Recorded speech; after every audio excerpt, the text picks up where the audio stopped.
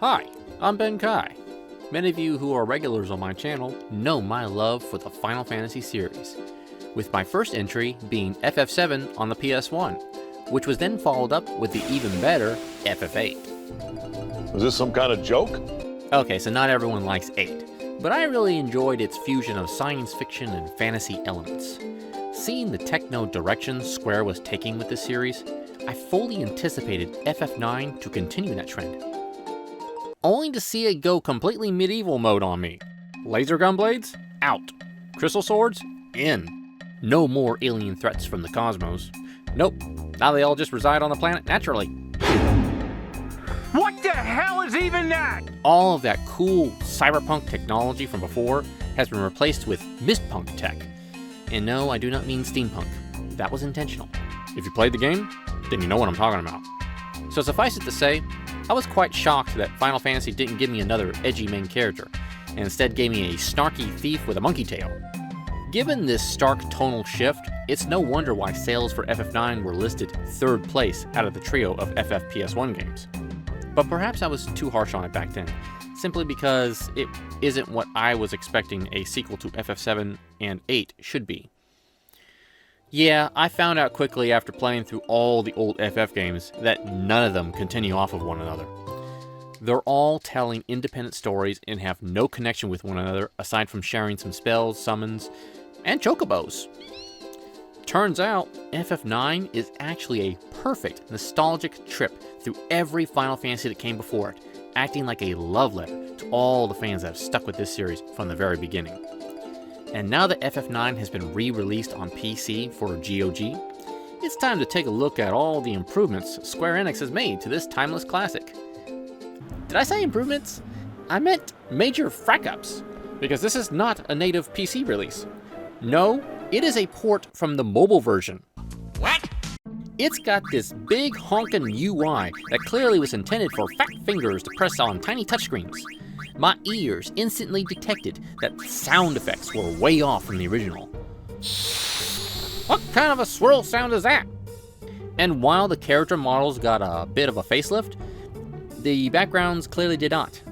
No, they're quite blurry. So it's looking like I'm gonna have to dig in and fix this Final Fantasy just like I did with Final Fantasy VII. But this time, I got a little help from the top modder of Final Fantasy mods, Mr. Sunamod himself. Ben Kill, how's it going, Ben Kill? Not sure how you got Ben Keel from Ben Kai. Most people think it says Ben Key. Oh, thank you, Captain Benki, for the follow. Oh, thank you, guys. But no worries, dude. Thanks for watching my video. It was a good video. It was a perfectly good video. It was a great video. He introduced me to quite a few mods that do a lot of cool stuff, as well as some future mods that people are working on behind the scenes. I'll show you something really cool. So stay tuned to the end of the video for a preview of some of those. The public don't know about this yet. But first, we're gonna get this game looking like its PlayStation counterpart. The absolute first thing we're gonna install is a program called Memoria. It is compatible with both the DRM-Free GOG version and the very steamy DRM'd version. That is one big pile of shit. This program allows for tons of customization for your FF9. It's got features such as the ability to go full widescreen, frame rate support for up to 120 FPS, camera adjustments, change fonts, edit the battle HUD, the list just goes on and on. With so many options to choose from, it would be daunting to go through all the settings to make this game look like the PS1 version. But Memoria has actually made it quite easy for us to get what we want, by just dropping down this little box here and selecting the PSX option. Boom, baby! Now we're rocking original PlayStation looks. But unfortunately, Memoria is unable to restore the original sounds from the PlayStation. That, my friends, leads us to the Mods tab of Memoria, because it just so happens that this program also allows us to download tons of superb mods to alter anything you could think of, including restoring our beloved PlayStation sounds. You see? I mean, you hear it? That's what I'm talking about. Pure nostalgic bliss. This mod restores over 1,500 original sound effects from the PlayStation version and puts them in your PC. Menu blips, Tetramaster, battle effects, all sound exactly as you remember them. Which, quite frankly, I don't know why it was never here in the first place. Like, Square went through all the effort of replacing the sounds, but not even bothering with fixing the infamously bugged Thunder Slash ability with its base accuracy set to 0% and making it a gravity-based attack? I mean, geez, Memoria fixed that ability with no issues at all and made it do a proper Thunder-based attack. Hold up a sec, guys. Hello? What's that? You mean you want to restore the bug? Okay, fine. So that was an angry purist on the line, and he wants his broken Thunder Slash put back in the game. So to appease that type of person, you can also install the QualityOfLifa mod, and only turn on the Thunder Slash OG version option. Now Thunder Slash will go back to sucking again. But why? Why would you do that? Why would you do any of that? What can I say, JonTron? Purists are weird. Video games, and that's the way it was, and we liked it. We loved it. So here's the list of what you'll need to make FF9 like the PS1 version. But come on, man, it's 2026. We deserve a proper remaster for FF9. And since Square seems to be taking forever on the worst kept secret of all time, we're gonna remaster it ourselves with mods I discovered via the Memoria Mod Manager. So strap in, folks, because we're about to remaster FF9 to perfection. And get rid of that stupid Thunder Slash mod! First thing we're gonna do is alter our settings in Memoria. Doing a quick change here from PSX to Memoria settings will give you 90-10 for the best options. However, there were some additional settings I altered for my personal tastes, like changing the battle UI from the huge mobile HUD and go back to the classic PlayStation look. And right below that is the kind of ATB mode we'd like. You can stick with the classic FF9 ATB system, but there's two other options for you to check out that will completely alter your battle experience into battle modes that are reminiscent of Final Fantasy X and X-2. Turn-based is just what it sounds like, and has always been my absolute favorite way of doing battle in any FF. And yet, Final Fantasy X is the only Final Fantasy that has it. Other games have managed to expertly pull off this superior battle style, like the much talked about Clair Obscur, the Trails in the Sky trilogy, and even a Lord of the Rings game. Well, that looks actually really close to FF10. Did they rip it off? Blasphemy. Now this other mode called Dynamic is what was featured in Final Fantasy X-2, and basically has all allies and enemies on the field performing their actions all at once. So you could effectively cancel an enemy's spell if they're still taking forever to cast it. It's really cool when it works, but kind of wonky when you summon a Superlon Eidolon like Arc going through its Mighty Morphin summon animation. And it's still going.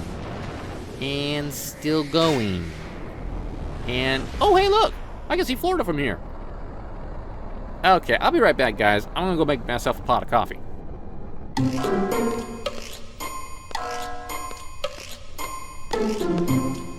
Still keeping us waiting?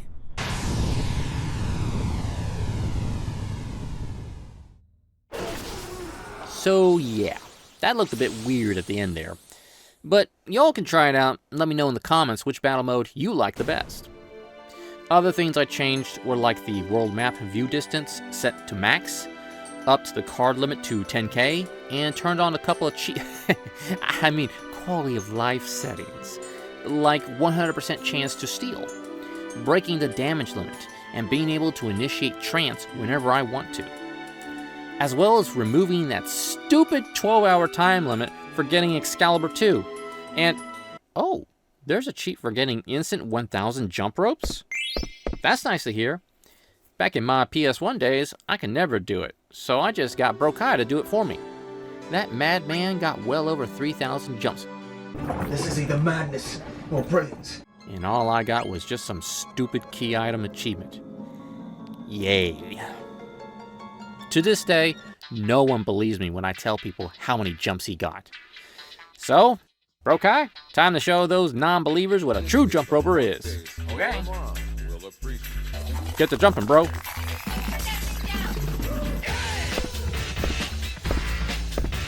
Now, while he's doing that, let's check out some of those mods. The first mod we're gonna get is called Moguri. This exceptional mod redraws every single model, font and background image in 4K using a combination of manual redraws by humans and AI upscaling technology. You keep using the word. I don't think it means what you think it means. You're right, Mr. Montoyo. It isn't actually a real AI entity, but a process called ML, or machine learning. The technology used is not sentient at all, but the industry has gone into the habit of calling it AI.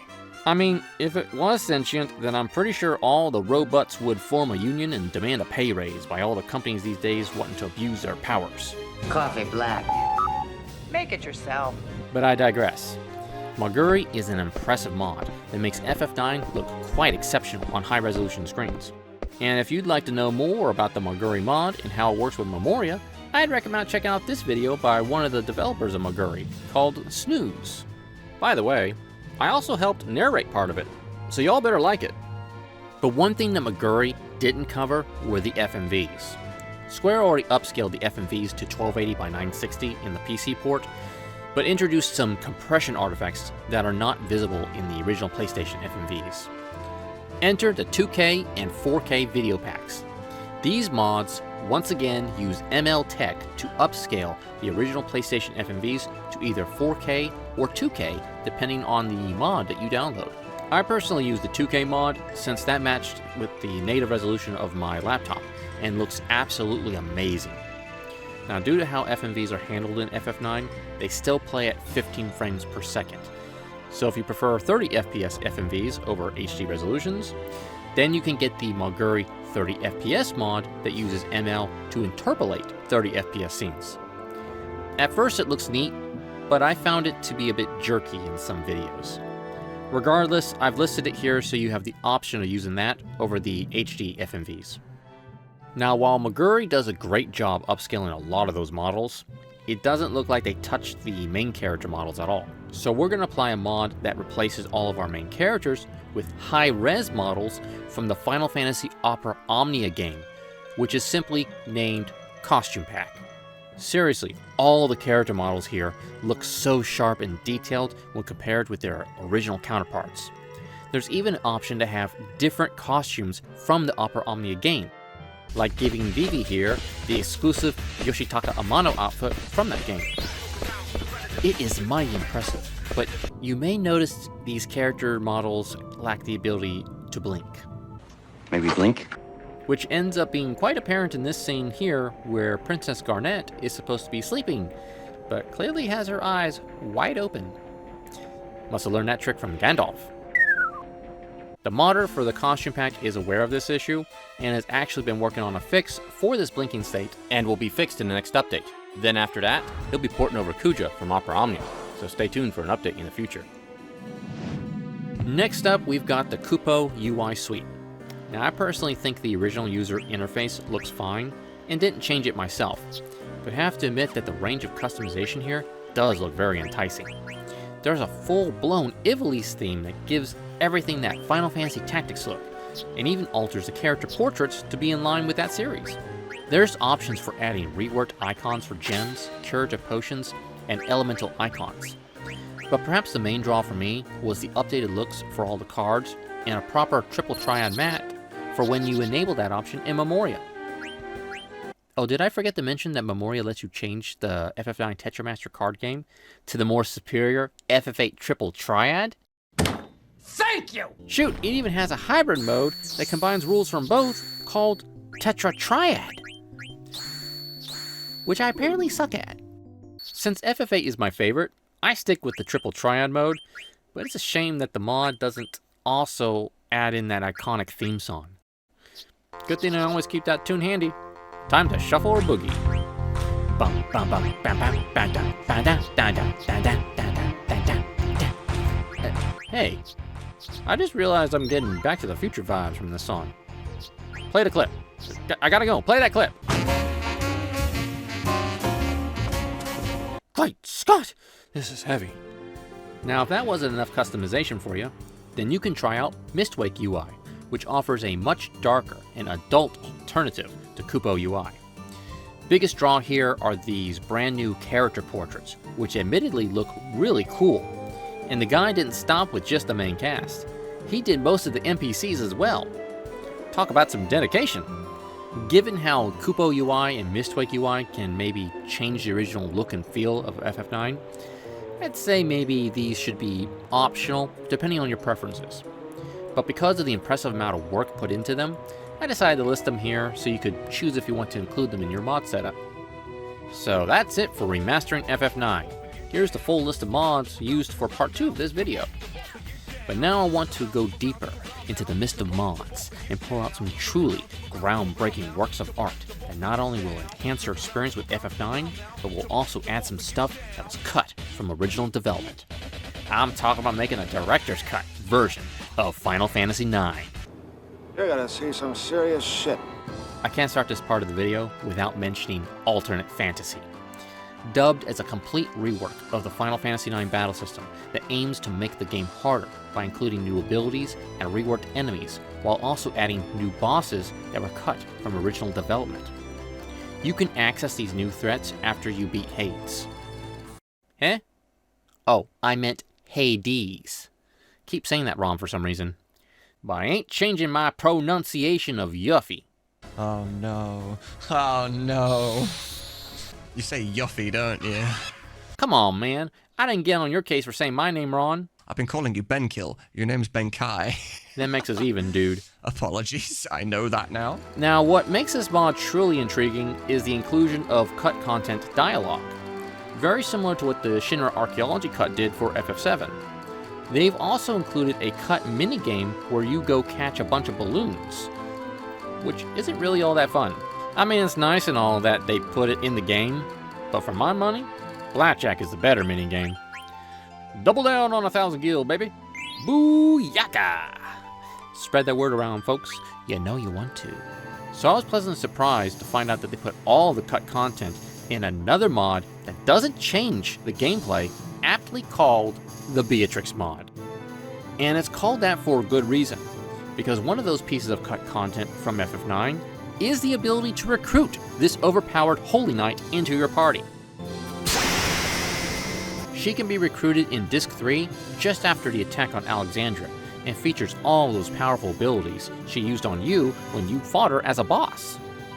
Her sword is also unique in that it gets more powerful as she levels up. At max level, it rivals even the most powerful weapon in the game, the Excalibur II. Her character is also fully integrated into the storyline, adding new lines whenever you bring her as a party member. With all that said, Beatrix lacks the use of support abilities, which are a must if you want to make her resistant to most of those nasty status effects. Without that, it makes her a liability on the battlefield. Fortunately for us, there's another mod out there that fixes that. It's called the Kupo Heroes Pack. Now Beatrix will have all the standard support abilities and proper stat growth. You will have to learn all of her action abilities from the start, but I think that's fair. But this mod does so much more than that. It has optional settings for each character that make them all so much better. Garnet's lack of offensive white magic is fixed with a brand new 3-level holy based attack called Lumina. Aiko's Fenrir summon no longer relies on accessory to access the Titan summon. Now the two summons are split apart and can be used individually. Vivi and Steiner get more magic to play with. Water, Quake, and the all-important Ultima spell. Kujo was the only one who could use this spell before, and was only for cinematic purposes. Now Master Vivi can finally access the ultimate spell and annihilate absolutely everything in his path. Goodbye now! But besides reworking some character abilities, Kupo Heroes Pack also has a couple other optional settings, like allowing Auto Life to resist the zombie status effect, and the antibody support ability can now resist virus on top of poison. The mod also allows you to swap out that sad Disc 4 music with the excellent Hildegard airship theme, as well as speeding up your airship to sonic speeds. Whoa! I like nitrous! And while we're talking about all these great changes, we're going to be putting the QualityOfLifa mod back on and ignoring that Thunder/Slash setting, because it actually does have some great quality of life settings that make the spell Gravity never miss, and also having it work on bosses too, albeit with a reworked damage calculation. The scan spell now reveals much more detailed info about targets. Might boosts both strength and magic. Mug will actually do decent damage. Lots of neat stuff in this mod, but I kinda wished that they did something to fix that meteor spell doing crazy random damage. Pitiful, just pitiful. Heck, half the time it just misses the target. Did you see that? I missed! With a meteor! Hey, Sephiroth! We using FF9 rules for meteor? Because if we are, I think our chances are pretty good. Even with everything Kupo Heroes and QualityOfLifa do to enhance and fix issues with FF9, there's still some parts that still annoy me, like the Chocobo Hot and Cold minigame. I can't tell you the amount of time I wasted trying to find all those chocographs, which, to those unfamiliar with FF9, are essentially treasure maps for finding all the rare equipment in the world map.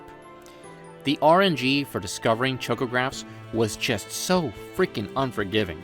So the Chocobo Hot and Cold QOL mod is a great boon because it lets you customize your level of RNG to find those chocographs more often. Is it technically cheating? Yes, but I wasn't having fun with this minigame beforehand. And in the words of the wise Reggie, if it's not fun, why bother? Yeah, he's right, you know.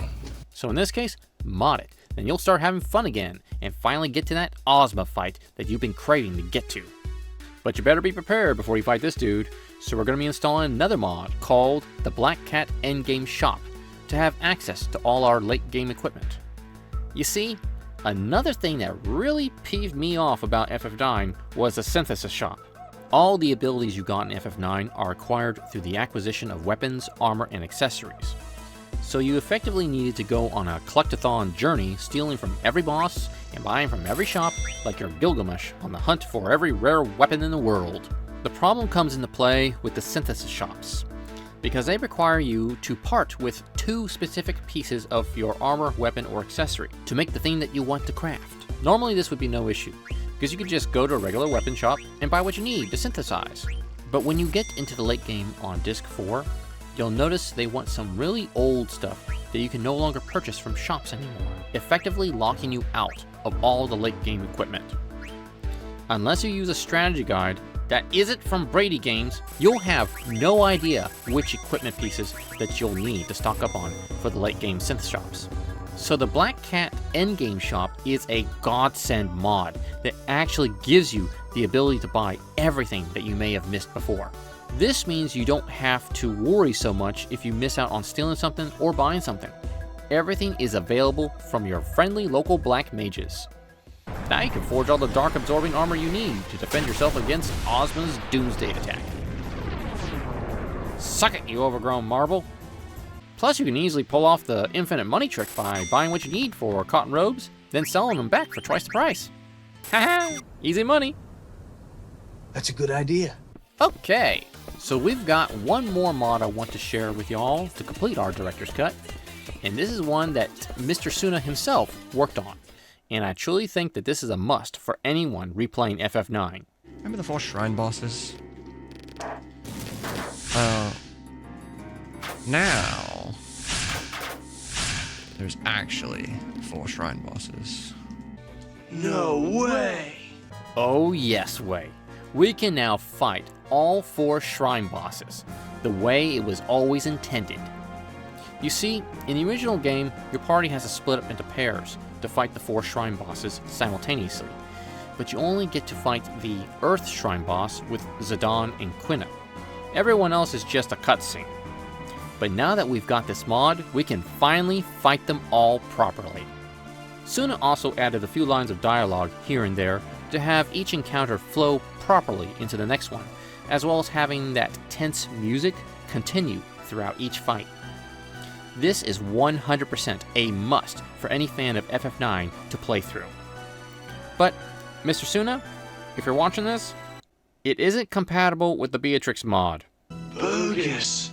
Which is very sad, because in the Beatrix mod, she actually decides to go with Garnet and Aiko to the Water Shrine to obviously protect the princess from danger. But with the 4 Shrines mod active, Beatrix doesn't show up in combat.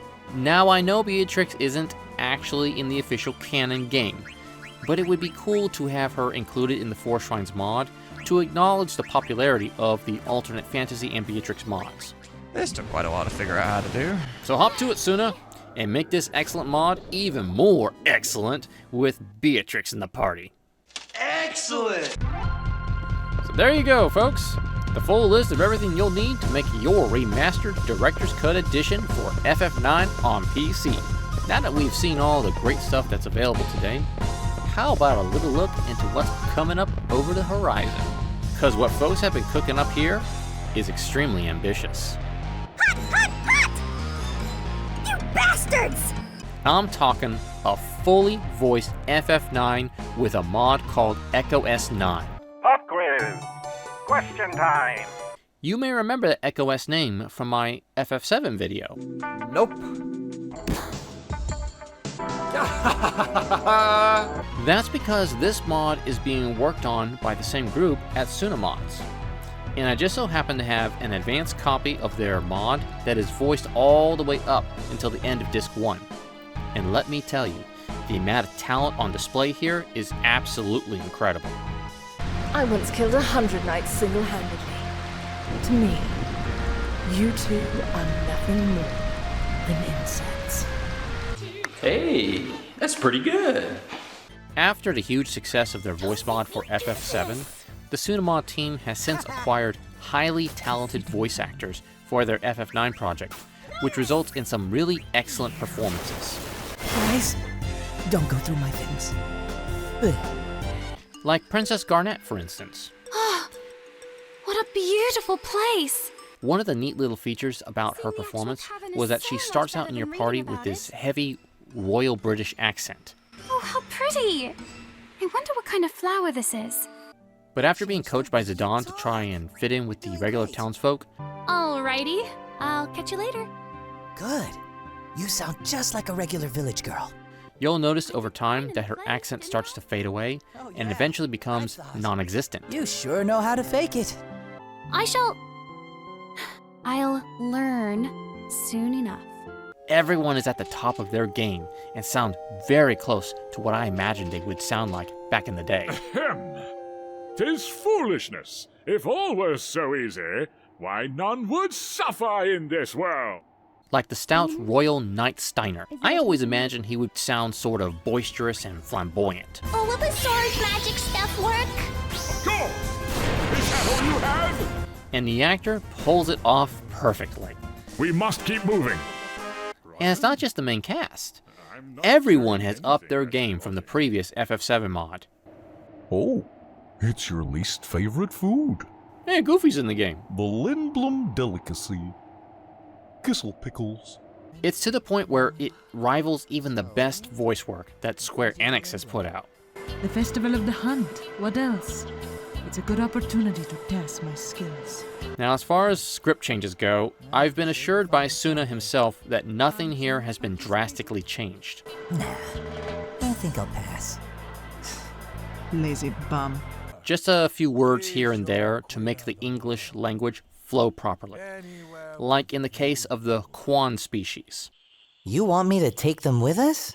You see, these people are considered genderless, but Square used the s/he pronoun to describe them, which doesn't really flow off the tongue, so to speak. So the Echo S team changed the pronoun to they, since that is an accepted term for people who identify as non-binary. Quina does whatever they feel like doing. And I'm pretty sure if Square were to remake this game today, they probably would make the same choice. Now, there is a bit of a small new addition here for the Lindblom Festival of the Hunt. Listen to this. Our man with the plan, boy with the ploy. You've now got live announcers that will say different things throughout the hunt. There's lines for when somebody takes the lead, and there's lines for if you keep the lead for like multiple screen changes. And they have stories to them to give like lore and world building. Where did that monster go? So, you may want to replay this part a couple times to hear all the inside jokes. Zidane bringing the pain. Baba, it's pronounced Zidane. Oh, should have thought about that when I wrote it. With all the talk I've been giving to Echo S, I've neglected that there's also a second voice mod in the works by a completely different team of actors, called Kupo Mail. This is getting out of hand. Now there are 2 of them. So this one just recently released its Disc 1 demo, and has its voice lines up until Trino in Disc 2. Here's a back-to-back voice comparison scene to get an idea of the different voices. What's up, Vivi? What's up, Vivi? Have you ever heard of the Ice Cavern? I've heard of it. It's supposed to be a beautiful place, covered in ice. Have you heard of the Ice Cavern? I've heard of it. It's supposed to be a beautiful place, covered in ice. Bravo! Master Vivi's grandfather must be quite the scholar. We must thank him upon escaping the mist. My grandpa used to teach me lots of things, but he passed away.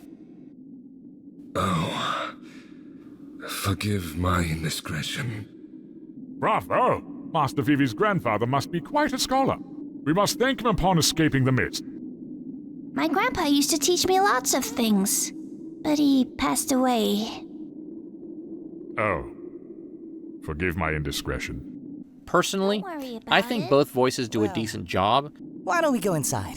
But think certain things like how Steiner is portrayed more comical in Echo S works better than the calmer, serious tone taken with Kupo Mail.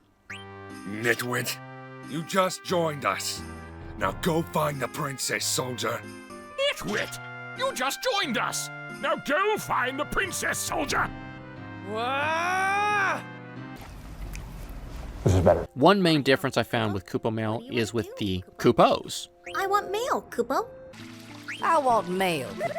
You see, Echo S decided to use the Kupo sound effect over voicing the actual word.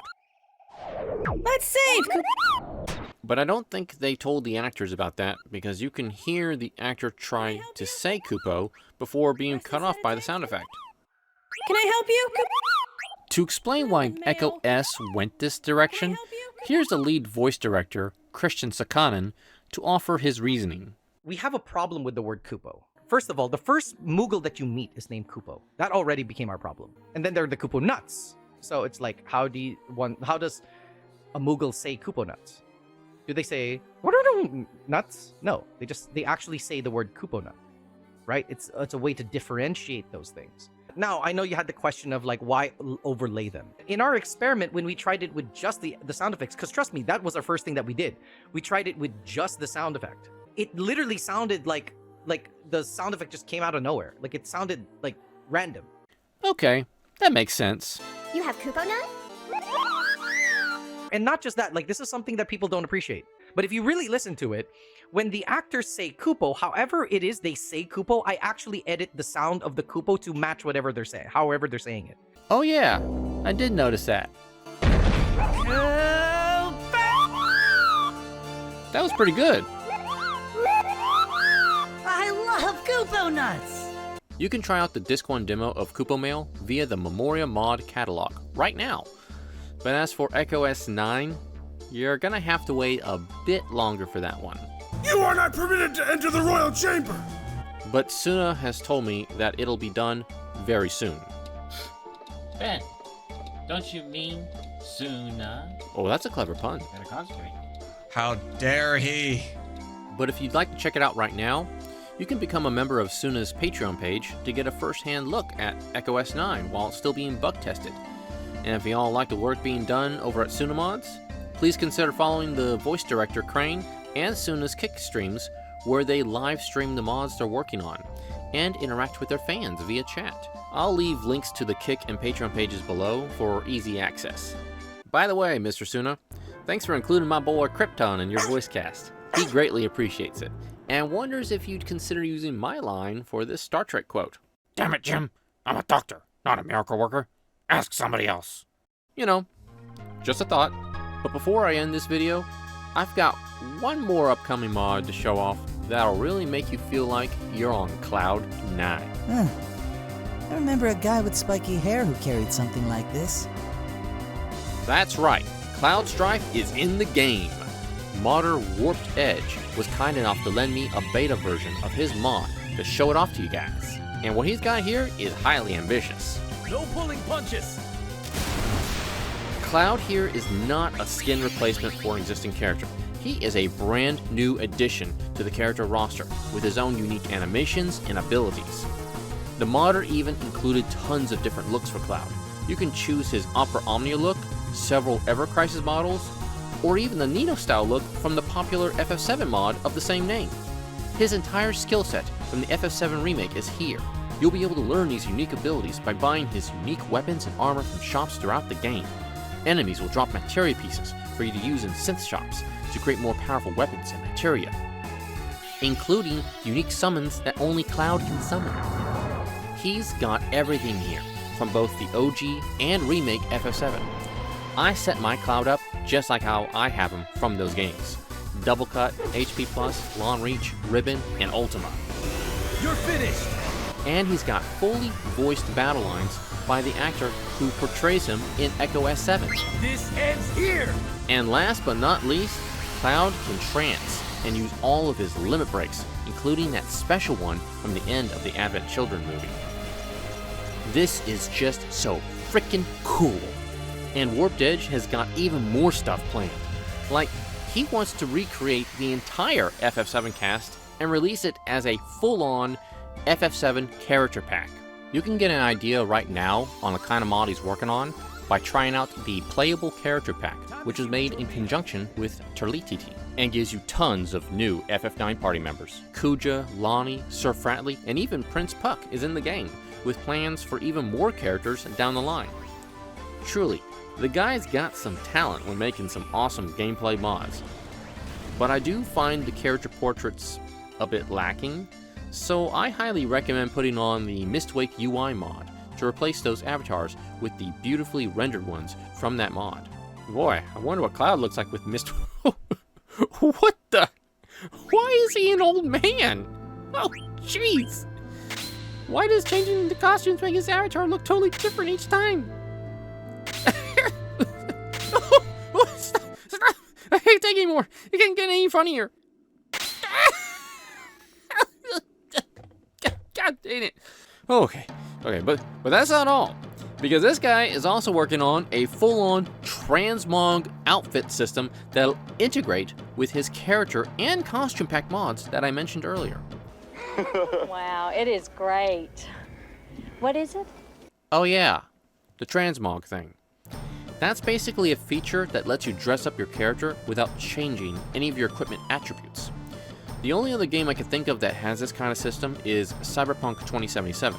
So you can give someone who normally cannot wield the powerful Masamune blade for the looks, but it will still do only baby ear racket damage. Other features let you change up the attack animation style, add modifiers like 0, EXP, AP, and Gil, and change out the colors of both the original 3D models or the models from the HD costume pack. Even temporary characters like Blank can get in on the transmog action. This is seriously a very ambitious customization mod. Now imagine when he combines this transmog feature with his FF7 mod, then we might have the ability for Zidane to dual wield 2 Buster Swords. Eh? That'd be pretty neat, right? So that's a wrap for FF9 mods. I want to give a special thanks to Sunamods and Warped Edge for allowing me to play with and show off their mods. Keep up the good work, folks, and I can't wait to see the full releases when they're done. Now it's time to check on Brokai and see how many jumps he's gotten so far. Wizard.